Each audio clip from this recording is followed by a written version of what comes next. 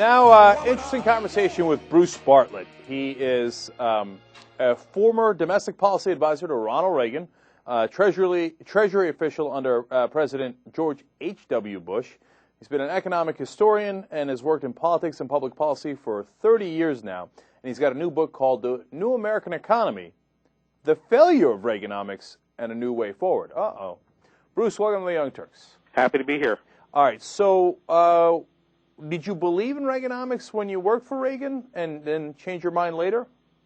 No, I think Reaganomics worked great in the 80s, and I still believe that what was done back then was right. I just don't think that the things that were done under George W. Bush were anything remotely like what Reagan's policies would have been, and I also don't think that those policies are necessarily what the economy needs today. I think the idea of cutting taxes more under current circumstances, it wouldn't do the slightest bit of good economically, and anybody who believes that, I think, is just reciting dogma and not analyzing the actual economy. Bruce, you seem to be doing something radical that we've engaged in earlier, too, which is context. People always say, the Republicans seem to have, this mantra that you talk about, cut taxes, and I always ask, really when? Doesn't it depend on if the tax rate is at 70%, like when Reagan came into office, or if it's at 31%, like when Clinton came into office? Doesn't that make a difference as to when you should cut taxes? Yep. And what's the answer to that, and what's the numbers behind that? Well, I just think that there's a lot of people in this world who feel that if they say something different under a different set of circumstances, that they'll be accused of flip-flopping. And a lot of people accuse me of flip-flopping, even though I haven't flip-flopped at all. I've merely analyzed circumstances and come to the conclusion that a set of policies that was appropriate under one set is inappropriate under a different set. That's not flip-flopping. That's just common sense. Well, it reminds me of the different foreign policies that the two Bushes had. George H.W. Bush was for a new world order, where you do not launch preemptive strikes or first strikes against other countries. His son comes in and does the exact opposite. So then if you supported George H.W. Bush and you don't support George W. Bush, they'll accuse you of flip-flopping. But wait a minute, I'm the one who's consistent. You're the one who's flip-flopping, right? So it seems like so many people are stuck in this Republican or Democratic mold, and they can't get beyond it, and they can't think for themselves. But if you do think for yourself, on the issue of taxes, what are the conclusions that you drew? Because I'm really interested in the numbers. At what point does cutting taxes, in your opinion, work, and what point does it not work? Well, it just depends. Depends on the context. I think that when we first started talking about cutting tax rates, taxes were vastly higher than they are now. The top rate went up to 70%.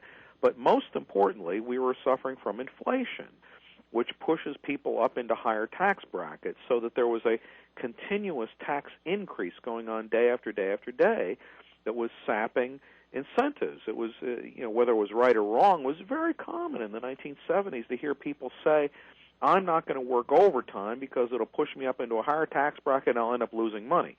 Of course, that was not actually true, but the fact that people said it and nobody else would disagree with them, and they say, yeah, that's right, shows that it was a very commonly held view. Right today, though, we're suffering from deflation. We have downward pressure on prices, and taxes are at a historically low level.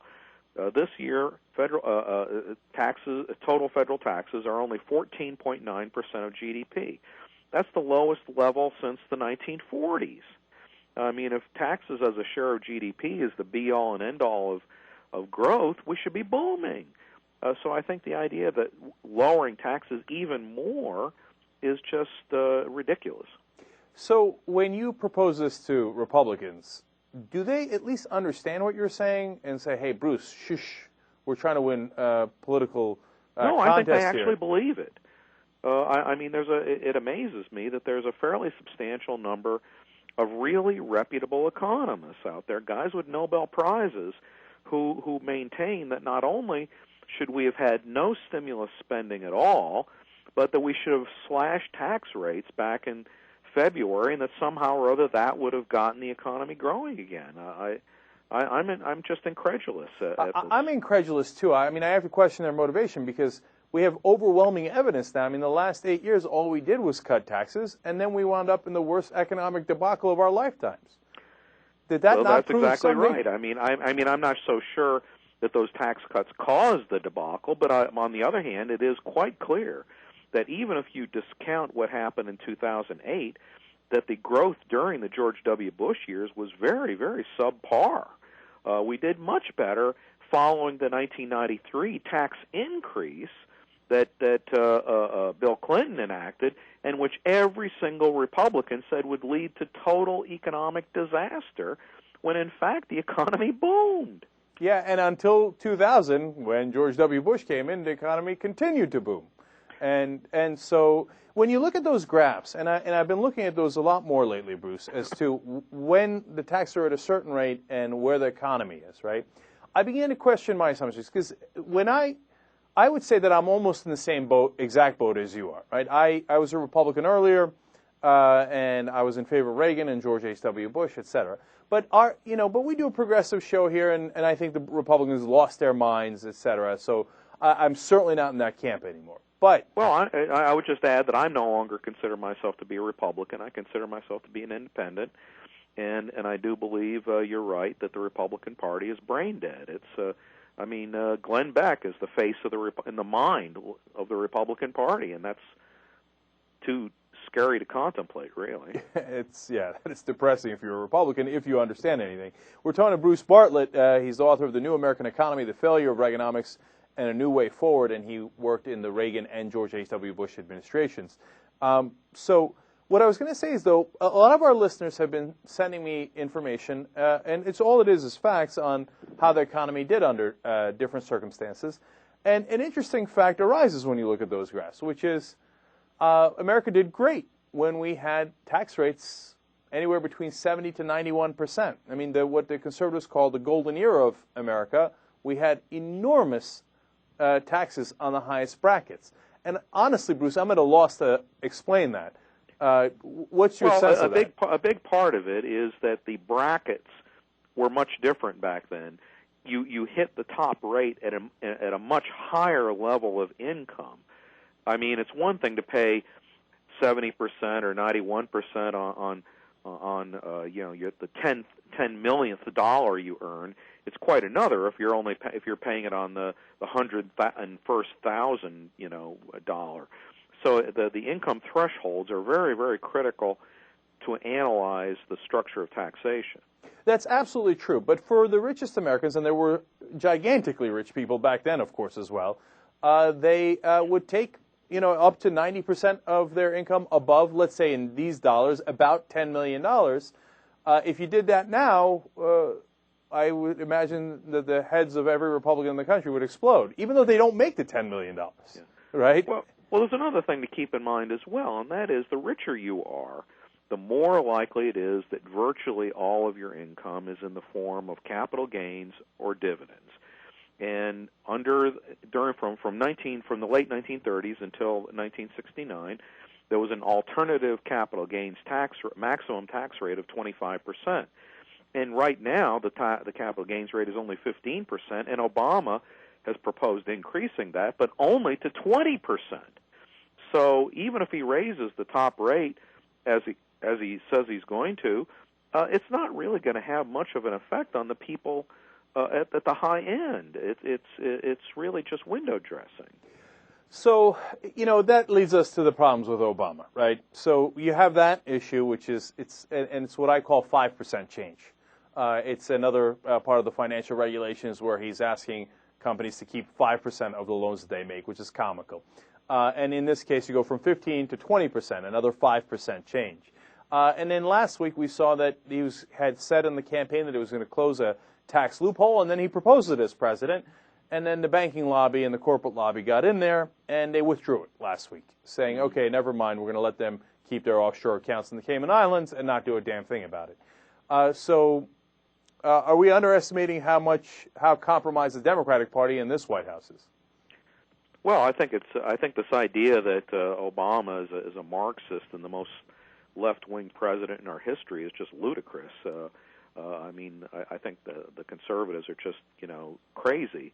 If they would read progressive websites, as I do, you'd see that there's been simmering, frustration with Obama on those issues that you mentioned, and a great many others, such as why is he sending more troops to Afghanistan? This seems insane to me.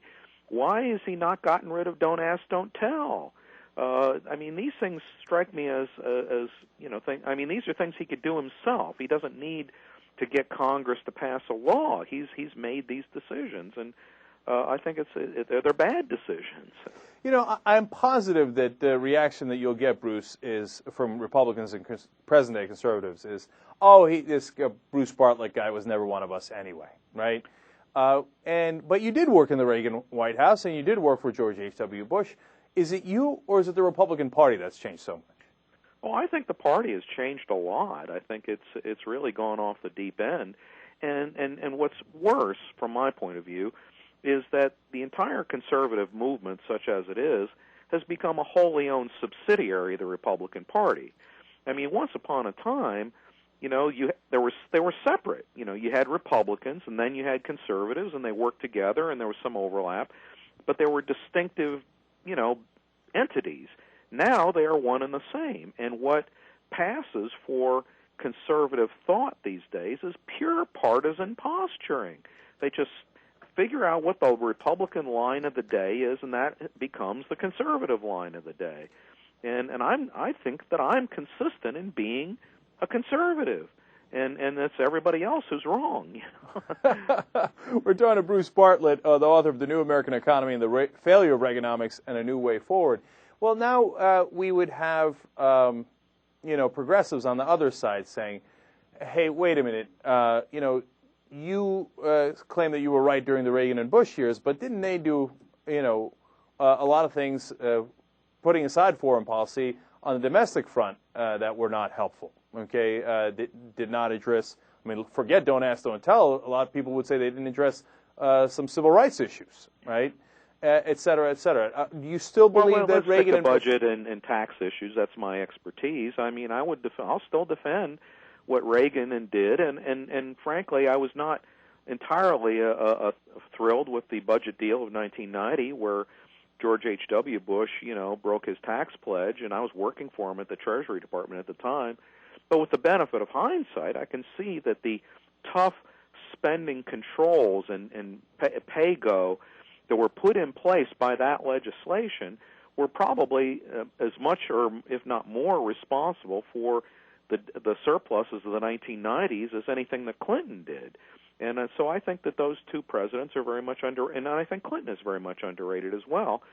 But I think that what Bush did is not consistent with what Reagan and his father did, and I think both progressives and conservatives make a mistake in trying to jam him into the same square peg, the same peg into the same hole, because I think they're vastly different. And I tried to explain those differences in an earlier book I wrote called Imposter, How George W. Bush Bankrupted America and Betrayed the Reagan Legacy.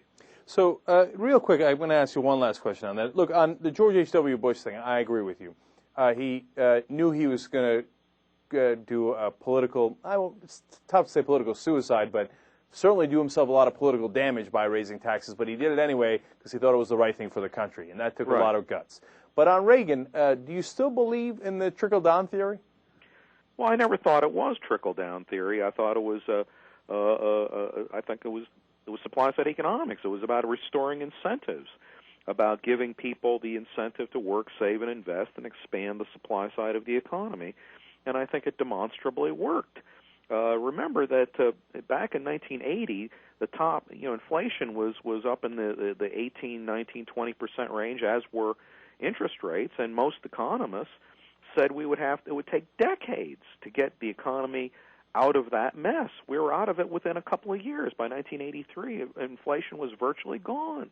I mean, by the standard, by what most economists thought in 1980, that was a miracle, and it was a very powerful one. And I think it tends to get underrated. People just somehow or other forget that inflation disappeared under Reagan.